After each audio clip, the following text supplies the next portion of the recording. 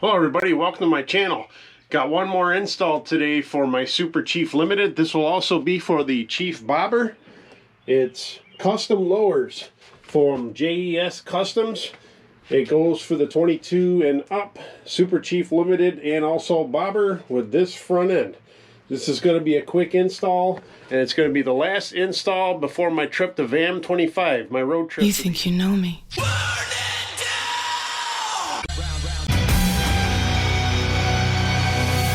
Alright, to start off, what we got to do, we got to obviously take the windshield off. That's your 5mm Allen wrench again.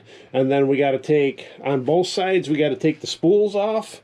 We got to take the hardware off here, the bolts. That's T25 screws.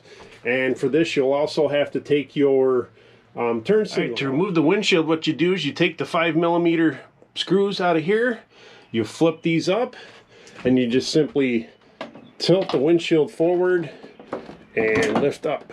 I have the lights on here too, so I have to be careful. Just set that aside. Next up, what we're going to do, we're going to remove the spools from both sides. And if you didn't watch my video from before, the gray goes on the top and the black goes on the bottom. When you of course, the next thing we got to do, we got to remove these 3 T25 Torx bits. If you don't have the windshield and you have the bobber, then you'll just have the Torx bits for this part. So basically we're removing this and sliding that panel back. Again folks, this piece here, all you got to do, pull it back, slide it out, just like that. Because now what we have to do, we have to have access to get in here. We have to unbolt light temporarily. Next thing we got to do, because we got to be able to unplug the turn signals temporarily, you're going to pull your headlight using the T25 Torx bit. There's only one screw holding this on underneath. Let's take this off and set it aside. All right, what we're doing next is just pulling the headlight out after we take the cover off. You make sure your fender's covered too. And there's a tab we need to push to pull the headlight out temporarily. Just squeeze and pull. All right, your left turn signal, sorry, your right turn signal, it's left from where we're sitting now, is this white one right here. You're going to take a little tool, push that tab down, and it unplugs. And then we run the wire out and remove the turn signal. All right, to remove the turn signal, run your wire out from the front of here off to the side. Be very careful not to pinch the wire. This is a 14mm bolt in there. All right, I just left the 14mm bolt sitting in there for now. What we got to do now, we're going to install this on the outside here. These mount this way, folks. They actually scoop, if you can see, they scoop forward. So the wind actually will scoop in toward the bike, I believe. I think that's how it's designed, to force more of the air to go to the engine. Not sure. I'm just trying to get rid of, you know, the extra buffeting you get from underneath the windshield. But now what I'm going to do is I'm going to line this back up. I'm going to put everything together loosely, but I want to get my turn signal back on first to hold it on. One word of advice I have, I temporarily put one of the T25 screws back in loosely just to kind of hold it in place while I'm tightening the turn signal back down and make sure everything still lines up with the holes, so later on when we put it all back together, everything fits the way it's supposed to. And of course, before reassembling your right side of the bike, left side from the front, remember to plug in your white wire harness for your left turn signal. And while I'm reassembling the side, you will note that I did, like I said before, I used the one of the Torx bits to hold this side in place. The light turn signal itself does not hold this at all, folks. It will sit here and swing and dangle. So be very careful. If you have somebody that can help you with this job, by all means, get them to help you and hold it in place. I'm doing this by myself, so I don't have help today, but as I said, this will be much easier. Remember, this piece actually slides behind the piece in front. You got to get everything lined up. Get the holes lined up pretty good, and that just slides back in there. And then I think what I'm going to do is actually put the spools back on first, because in my opinion, that's going to be the most important part to line up for your windshield. But if you're doing this correctly, remember the gray one goes to the top.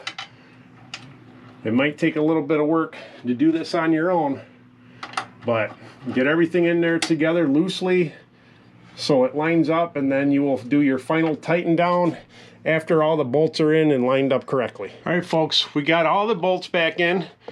We haven't tightened down yet, but you're gonna know in the kit, it comes with another bolt and washer to go on the bottom part to replace the T25. This is a 3mm stainless bolt and washer. We're gonna put that in. Everything's lined up and started. Now all I gotta do is tighten it down. Again, folks, on this side, it's the same process. The other side, I just happen to have the switch for the lights on this side. That's gonna be the only difference. I have to unplug that. I just have the 3 T25 Torx bits to pull out and slide this panel off. Again, folks, we're just taking this back panel off. It just slides right out. Slide that out carefully so you don't scratch your paint. This one has the light switch on it, so I am going to take it and unplug it. And again, these white connectors are usually pretty easy to unplug. You just have to push the little tab out of the way. It just pushes down and out. And the turn signal for that side, it would be your left-hand side, is the black one right there. Again, we just push that little tab in and pull the wire out. And again, pull your wire out from behind, inside the headlight and around the front of your front fork. And then you take your 14mm wrench and you pull the bolt out and set this aside. Again, folks, remember this scoop goes forward. You can't really put this in there wrong. So we're gonna line the holes back up again. And like I said before, I'm actually going to temporarily put one of the old screws, Torx bits back in there just to kind of hold it in place. I don't really want to scratch my paint up on the new part. I think it's actual powder coat. They did a nice job powder coating this though, folks. I know this thing is going to take a beating from rocks and bugs.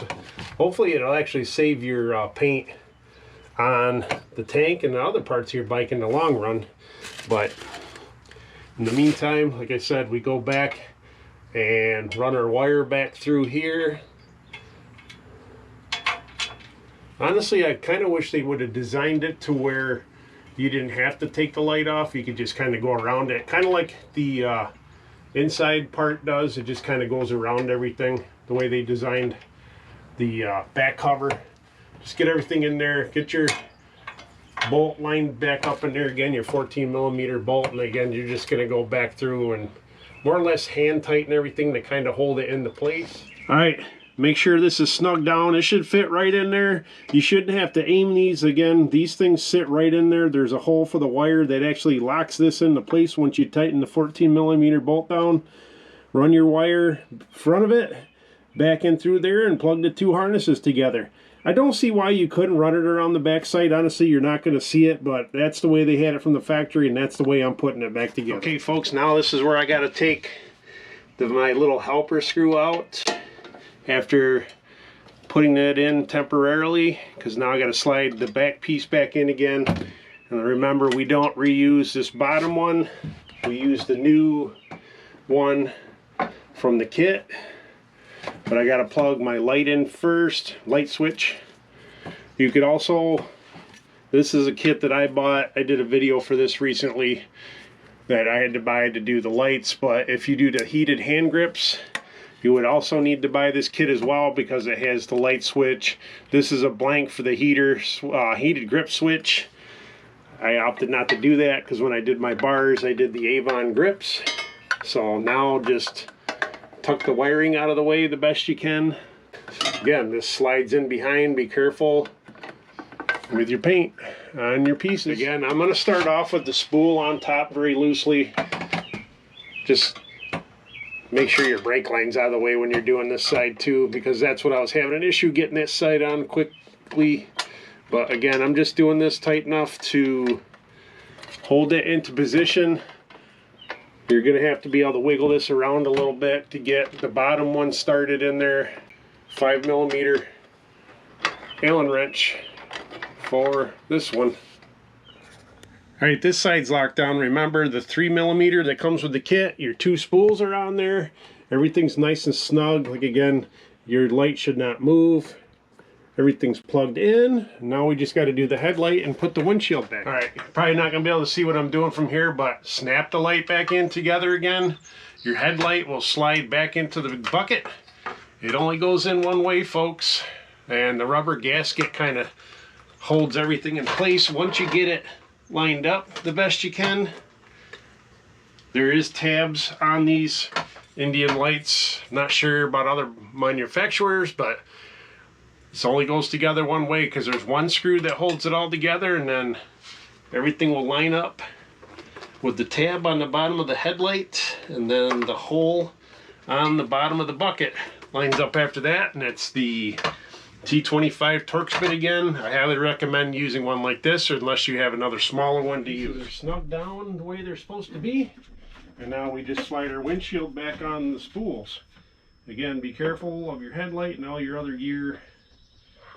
If everything went back together the way it was supposed to, it should sit right on those spools. Those things aren't wide enough to where it should mess up how your windshield sits on the spools.